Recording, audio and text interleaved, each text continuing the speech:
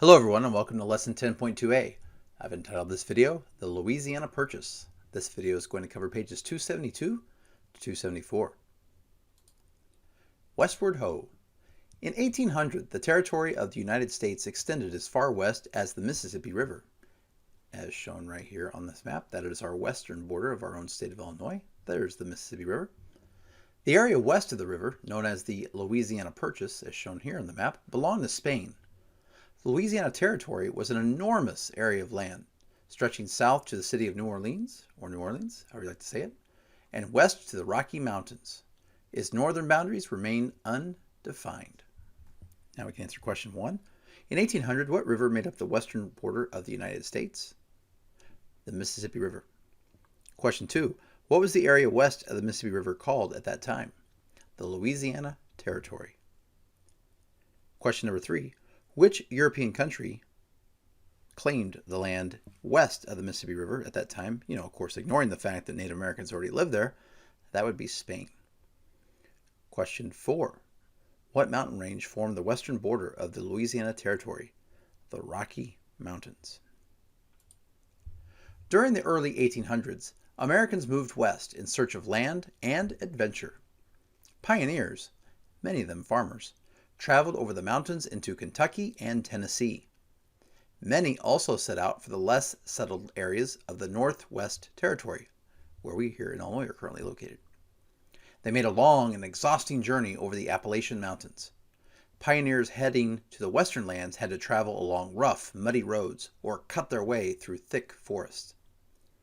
These westward-bound pioneers loaded their household goods into Conestoga wagons, sturdy vehicles topped with white canvas, shown here in the picture to the right.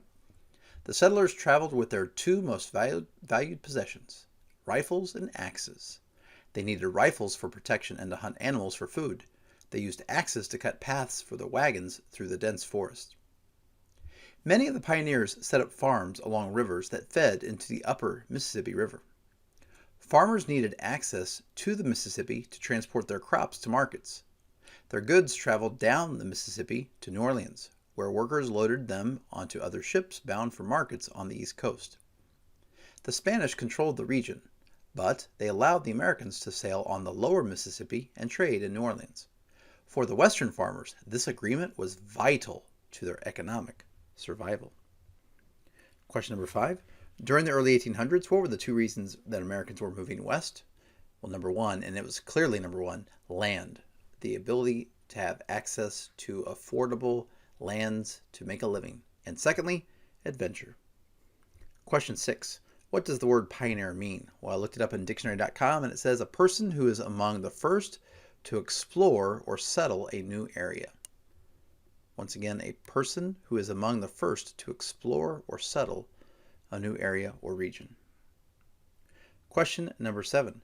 What were the traveling conditions like for the pioneers who headed west during that time? Well, they were very challenging. It was a long journey. It was an exhausting journey. They oftentimes had to get through muddy roads or cut their way through thick forest. It was challenging. There weren't interstate highways back then like we have today. Question 8. What was a Conestoga? That was a wagon that was very sturdy and it had a white canvas topping to protect the settlers, the pioneers, from the elements. Question number 9. What did the text say were the two most valuable possessions for the settlers? Their rifles for hunting and protection, and axes, so they could use those to cut trees, cut paths through the forest they were going through. Question number 10. Why was the Mississippi River an important river for the pioneer farmers back then? Well, the farmers used the Mississippi River to ship their goods up and down the Mississippi River. Back then, there were no cars or airplanes or trains, so the fastest way to ship something was via ships on the river. Question number 11. Why was the city of New Orleans an important city for the pioneer farmers at that time? Well, that is where these farmers were allowed to trade their goods at the port of New Orleans, or they would, from there, take off to other places. So this was important for their economic well-being. The French threat. For some years, the Spanish allowed American goods to move freely in their territory. In 1802, the Spanish suddenly changed their policy, no longer allowing American goods to move into and beyond New Orleans. President Jefferson learned that Spain and France had secretly agreed to transfer the Louisiana Territory to France. Jefferson believed that France had also gained Florida in its secret agreement with Spain. This news alarmed Jefferson. The agreement between Spain and France posed a serious threat to the United States. France's leader, pictured here, Napoleon Bonaparte, had plans to create empires in Europe and the Americas. French control would put American trade along the Mississippi River at risk. Congress authorized Robert Livingston, the new minister to France, to offer as much as $10 million for New Orleans and West Florida in order to gain control of the territory. So question number 12. What did Spain do with the Louisiana Territory and Florida that would change America's future? Well, in a secret agreement, Spain gave those to France. Question 13. Who was the famous leader of France at that time? Napoleon Bonaparte, simply known by his first name as Napoleon. Question 14. Why was Jefferson concerned about the agreement between France and Spain? Well, he was afraid that what if this is going to affect our ability to trade our goods along the Mississippi River? And that was going to put us at economic risk, and he was not going to wait for that to happen. He wanted to be proactive and try to come up with some sort of solution. Question 15. What did Congress authorize Robert Livingston to do to try to solve this new challenge?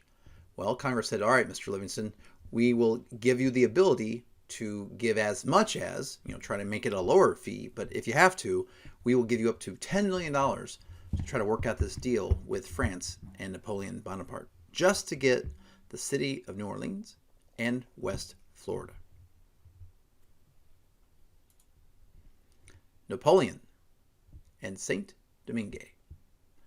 Napoleon dreamed of a Western empire. He saw the Caribbean colony of Saint Domingue as an important naval base from which he could control such an empire. Events in Saint Domingue, however, ended Napoleon's dream. Inspired by the ideas of the French Revolution, Toussaint Louverture led enslaved Africans, by the way, he's pictured right here, led enslaved Africans and other laborers in Saint Domingue in a revolt against the island's plantation owners. After fierce fighting, the rebels won and declared the colony an independent republic. Les Ouvertures established a new government. In 1802, Napoleon sent troops to regain control of Saint Domingue, but they were not successful. By 1804, the French were driven out of Saint Domingue. The country took its original name, Haiti, and we have Haiti pictured here on a current world map. And as you can see, if you go southeast of Florida, you run into Cuba and the Bahamas, and then you get into this island that has both Haiti and the Dominican Republic. And here's Puerto Rico, which you might have heard of, and also Jamaica, which you might have heard of as well. Now we can answer a couple of questions. Question number 16. Why was Haiti, or Saint Domingue, an important location for Napoleon's dream of an empire in North America? Well, Napoleon wanted to use this as a naval base for ships that came from France to maybe refuel, resupply, and then have a place where ships from France could then help also defend whatever lands they had here in the, quote, New World in North America. Question 17. Why was Toussaint Louverture an important person in the history of Haiti? Well, as the next question is going to tell you, he was their George Washington. He was their person who said, you know what, we're going to fight for our independence and we're going to win it. And he did win it for his people. So that is why he is an important figure in French and Haitian and American history, really, for that matter, because his overthrow of the French is going to lead to Haiti's freedom, and then that's going to lead France to decide maybe the New World isn't the best place for us at this time. Question 18.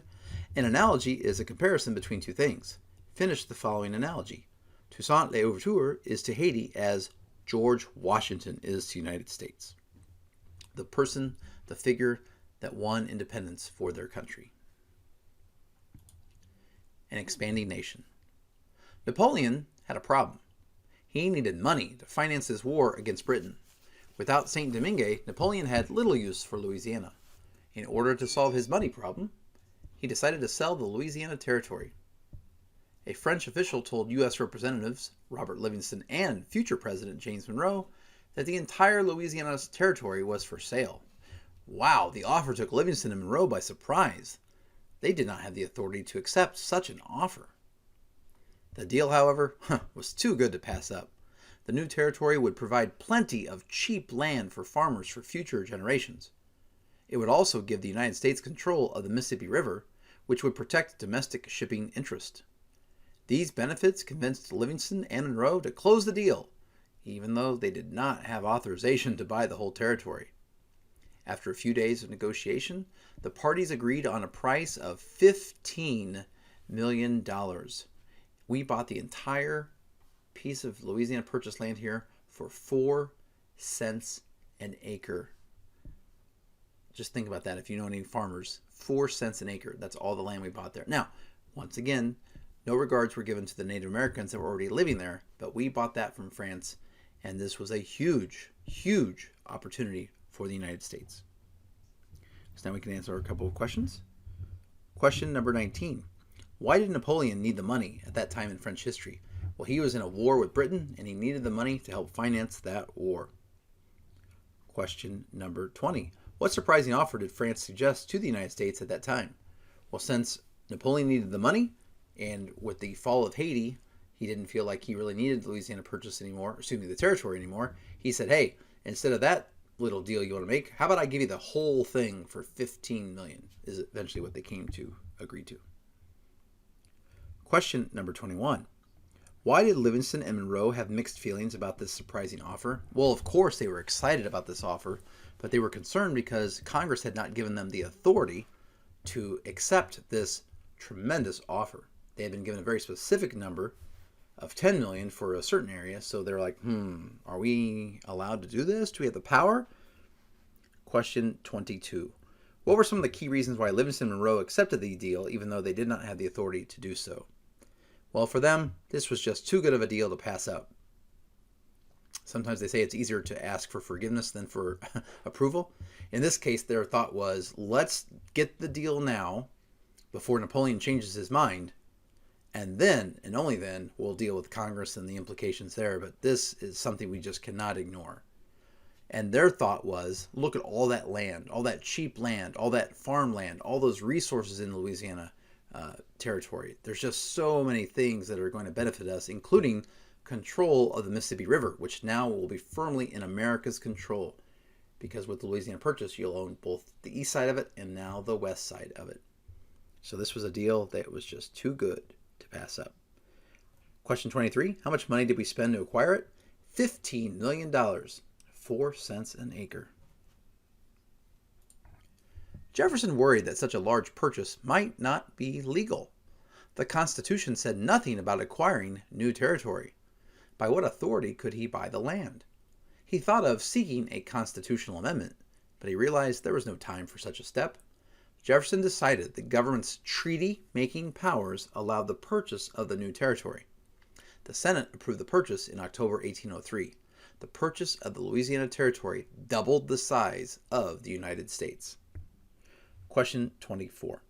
What were a couple of reasons why Jefferson was worried about the Louisiana Purchase, even though it was a fantastic deal for us at the time? Well, he was worried that, was this even legal? Did the Constitution allow it? And you have to remember, Thomas Jefferson's worldview was that the Constitution should be interpreted very strictly, very, very narrowly. He had disagreed with Hamilton, who believed that the federal government, Congress, should have all the powers the Elastic Clause gives it, which is to make any law necessary and proper. Jefferson and his people thought, no, the Constitution should be very strictly read, and if it's not specifically given in there, they shouldn't do it. But so this offered a real conundrum for President Jefferson.